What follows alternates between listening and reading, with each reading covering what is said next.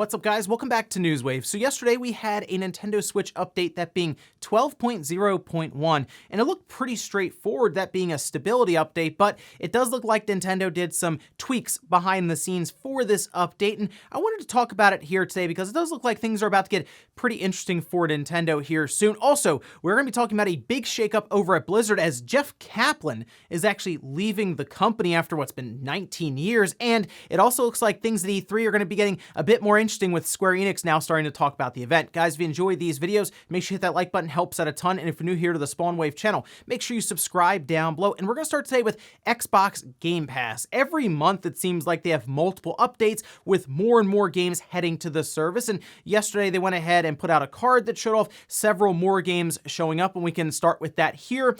MLB The Show 21 for cloud and console, that's already out. I actually downloaded it onto my Xbox. They had like a pre-download, and then I started it up and it was really weird because you get that PlayStation Studios animation and logo and stuff, and yeah, that was something else seeing that boot up on the Xbox Series X. And then April 22nd we have Fogs, and then on the 28th of April we have Second Extinction. That's cloud, console, and PC. This is a game preview. Something else that's really good about Game Pass obviously is we can get game preview kind of entries in, and it doesn't feel like we might be wasting money on an early access project, so good to see that there. This was an interesting one because it's like I guess like a dinosaur shooter, kind of like a Turok almost. Interesting stuff, and we'll see how that one turns out. Destroy All Humans heading to cloud, console, and PC on April 29th. That's a very fun game, and I recommend everyone check that one out. And then we have Fable 3 on April 30th heading to the cloud, along with Fable Anniversary. So just a handful of games that they were announcing there as new entries, but having MLB The Show 21 on there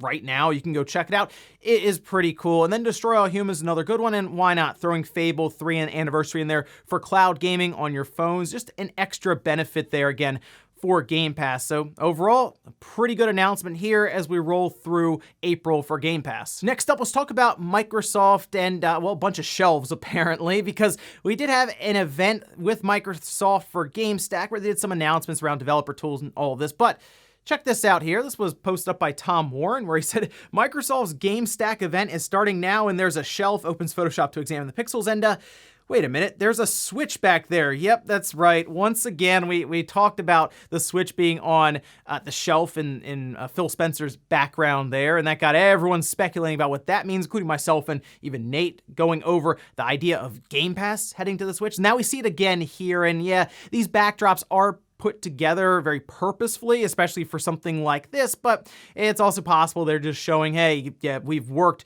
on the Switch before with some of our developer tools. Obviously, there are quite a few Microsoft games actually on the Switch now, with Minecraft being one of the biggest, obviously, so it's very possible that's all that could mean, but it could also mean that, oh yeah, we do recognize that people are talking quite a bit about some sort of relationship between Microsoft and Nintendo that maybe people will find out about later on this year, so we'll see if we get any more shelf sightings here in a couple of months. Oh, and we did get the announcement for the Lego Luigi set. We talked about how it was added to Mario through firmware, that he looked around and started asking for Luigi. Well, we can see the set here along with a trailer that they put out showing it off. This is the Adventures with Luigi starter course. It's going for $59.99. The pre-orders are currently open, and it will ship from August 1st, 2021, so later on this fall. And I guess it just shows that the relationship between Nintendo and Lego is very strong. Obviously, the Mario set sold very, very well, and you know, it is at least an interesting product, with Mario being something where you're updating through firmware, connecting it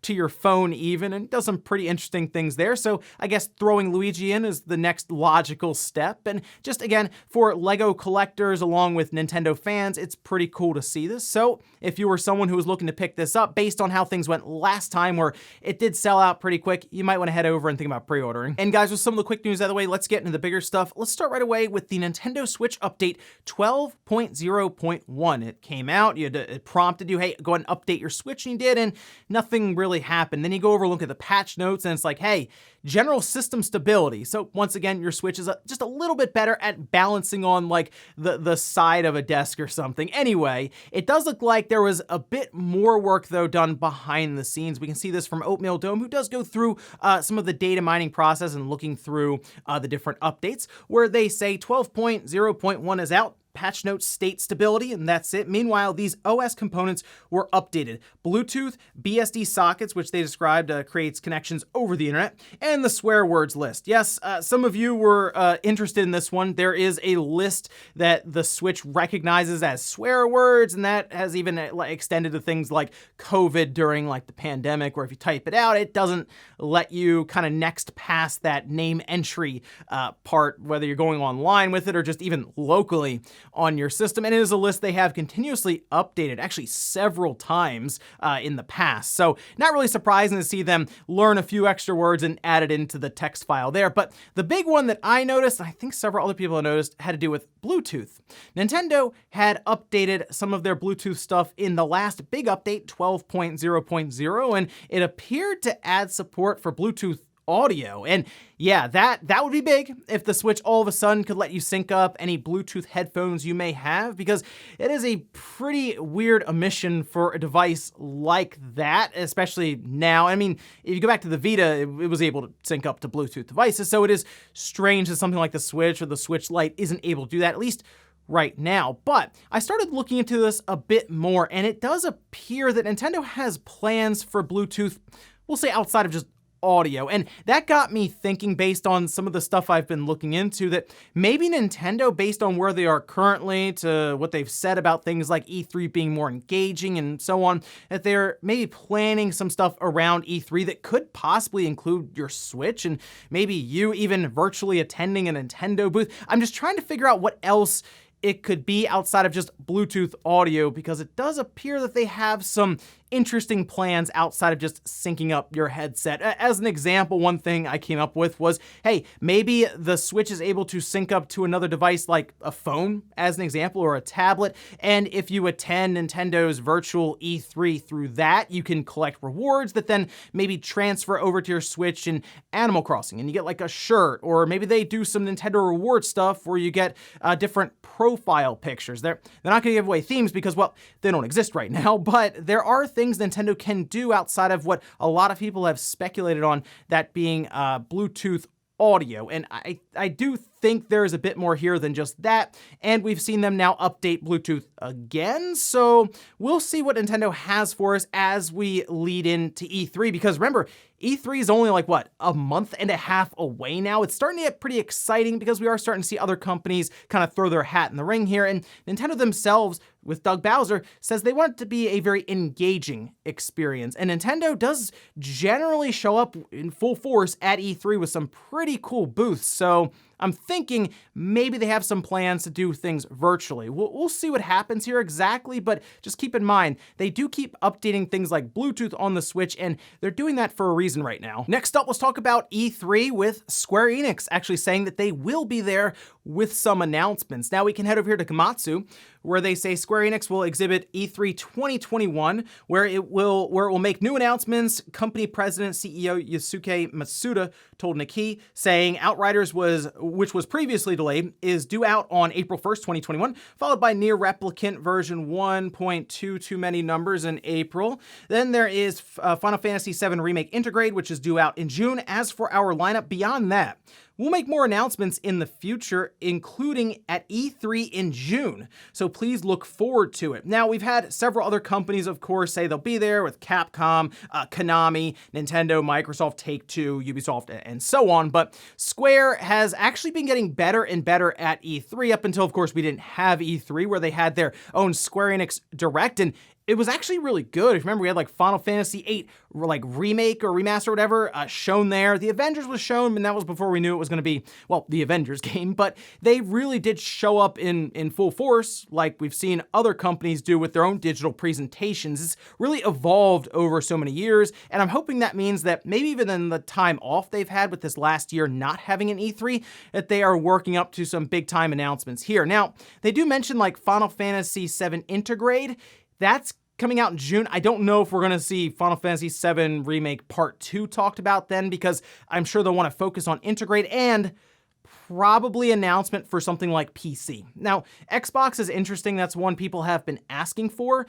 and I still think it might be tied up with Sony and that timed exclusivity currently, but Sony has been pretty lax on the PC side of things, and I do kind of think that's the next platform it will head to. But remember, Square could talk about several other projects maybe that they're coming out with, like Babylon's Fall. That kind of disappeared, and there could be other things that they have not announced yet that they could share, especially with some of their older titles that maybe they are remaking or remastering, like we had with Final Fantasy VIII. You never know what Square can show up with, especially with that back catalog of games. So we'll see what they have for us at E3. And you know what? I'm looking at E3 as the days go on and more companies start to say they're going to participate, and I'm getting really excited for what's going to be a span of 4 to 5 days that, while it will be all virtual for a lot of us at home, might just feel like old E3, and that's a good thing. Next up, let's talk about a big-time shakeup and departure at Blizzard with Jeff Kaplan, Vice President, Overwatch Director, actually leaving the company after what's been about 19 years. And it's probably one of the most recognizable faces when it comes to Overwatch, obviously. A lot of us probably remember the time where he sat in front of a fireplace for what felt like forever on Twitch stream, which was actually more entertaining than it should have been. Anyway, then we can head over here to Eurogamer, where they say in a message announcing his departure, Kaplan wrote, "I am leaving Blizzard Entertainment after 19 amazing years. It was truly the honor of a lifetime to have the opportunity to create worlds and heroes for such a passionate audience. I want to express my deepest appreciation to everyone at Blizzard who supported our games, our game teams, and our players, but I want to say a special thanks to the wonderful game developers that shared in the journey of creation with me. Never accept the world as it appears to be. Always dare to see it for what it could be. I hope you do the same." And in his place, it looks like Aaron Keller, who's a founding member of the Overwatch team, will be taking over for Jeff when it comes to Overwatch 2 going forward, saying, "Jeff's been a great leader, mentor, and friend, and he knows how much we're going to miss him. I have been lucky to work alongside him and the rest of the Overwatch team for many years in building something that continues to inspire people all around the world, and I'm honored to carry the torch forward." So going a bit beyond that, they do say that work on Overwatch 2 is going well. I think when you see these kind of departures, you go, whoa, what happened? What's wrong? Is Overwatch 2 in trouble? And probably not. Most likely what's happening here is they've reached a stopping point where Jeff Kaplan can step away from the development of Overwatch 2 and at Blizzard because most of the work he would be doing on it is completed. I would think Overwatch 2 is at least coming up to the point where it's being finalized and ready to come out, because the way that they set it up, it's very much based around Overwatch 1 with the multiplayer and all of this. But the real question now becomes, what's next for Jeff Kaplan? Because while I'm sure a lot of us are thinking, oh, he's been at Blizzard for so long, maybe he's thinking it's time for retirement, or maybe he's looking over at Dreamhaven, which is a studio that was founded by some of the people at Blizzard now working there, maybe on some smaller, more creative independent games. And he's thinking, wow, that looks like fun, and I already know a lot of the people there. That'd be pretty cool to go over there and create some new things with Dreamhaven. And if that did happen and they made that announcement that Jeff Kaplan's coming aboard there, that would be pretty big for Dreamhaven. So a couple of possibilities here. At least we know now Jeff Kaplan is moving away from Blizzard, and we'll see what's next for him. Maybe joining up at a studio like Dreamhaven, or maybe in his mind, you know what, I've had a long and storied career, very accomplished career in games. Maybe it's time to kind of ride off into the sunset. And in our last bit of news, we actually had an anniversary yesterday, that being Mother 3. It actually came out April 20th, 2006 on the Game Boy Advance in Japan, and to celebrate the 15th anniversary, we actually got a new patch for the game. That's right. We can take a look here. This over on Twitter from Motto saying, "Today is Mother 3's 15th anniversary.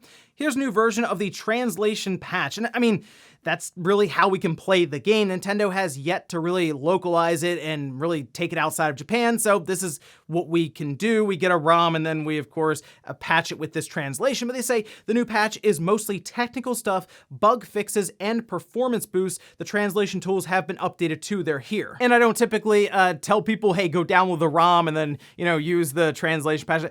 We've asked Nintendo for a long time now to bring this game outside of Japan, localize it, do whatever you can to get it out there to everyone. I know there's a lot of controversy around some of the contents in the game, but still, it would be really cool to see this game actually released in the US and other parts of the world. But of course, Reggie just had to troll me. I know it's towards me. Obviously it is. We can see this here from Reggie saying, Mother 3 English version. This, by the way, was in response to Twitch saying, what's the oldest game in your library that remains unplayed? He said the Mother 3 English version. Every time I think it's time to play it, I get trolled and decide to put it off. Maybe I will fire it up this weekend. So I know that's obvious towards me. He follows me on Twitter. So like he was sizing this whole anniversary. I probably planned this one out for at least a year, but fine. I guess Reggie is one of the sole holders of a physical cartridge that has been rumored to be at Nintendo when it comes to this. Or again, he's just trolling people on Twitter. The responses were pretty fun, obviously. People kind of doing a double take at it, but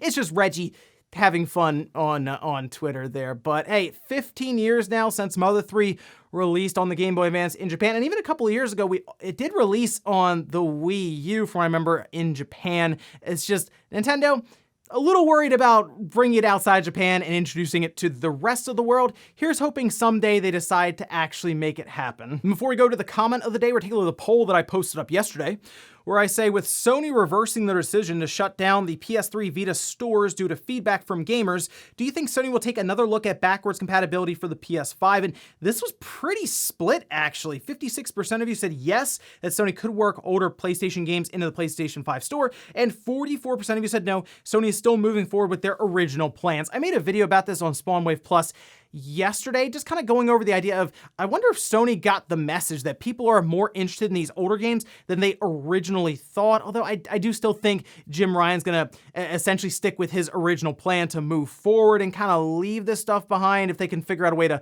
soften the blow of shutting down the PS3 store and the Vita store. The PSP store, by the way, is still getting shut down this summer. I just don't think as many people are using the PSP. I mean, most people who bought a PSP, let's be real, hacked it and they downloaded a lot of their games. So not a lot of people, I think, were mourning that store. But still, thinking about the idea of Sony maybe revisiting backwards compatibility is, it's interesting, and I would like to see them do that, but it's gonna come down to if the money is there for them to do it. Like, they'd have to create an entire PS3 emulator. They already have one for the PS1 and the PS2. So we'll see if it's something they pursue, maybe even for their subscription side of things, if they want to revamp PlayStation Now and maybe make more of a competitor to what Microsoft is doing with Game Pass. And we'll finish up with the comment of the day, as you're seeing here.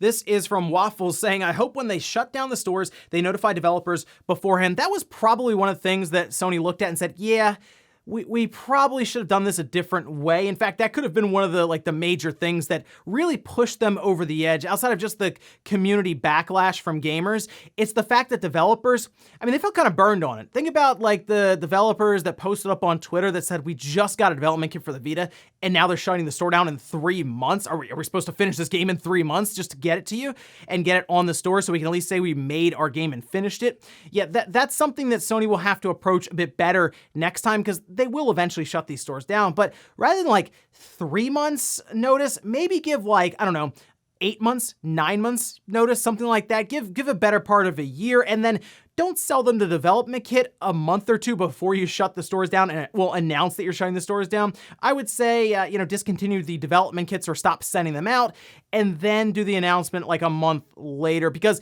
the other thing Sony probably is concerned about, if they tell developers, hey, we're shutting these stores down, it'll probably leak out. So most likely Sony wants to keep that close to the chest, but then maybe stop sending out development kits. And ladies and gentlemen, that's gonna do it here for Newswave. If you enjoyed this video, guys, hit that like button, it really helps out. If not, hit the dislike. Leave comments down below about everything we talked about here today, whether it's Nintendo and these interesting updates, things behind the scenes like Bluetooth getting updated. What do you think Nintendo could be doing in the next, month or two that would actually bring Bluetooth into the equation, whether it's a new device or even a new service? Let me know about that one. Also, what do you think about Square now attending E3? The event's looking a bit better now, isn't it? And what about this whole thing with Mother 3? Will we ever see it localized outside of Japan? Thank you guys for watching, and I'll see you next time.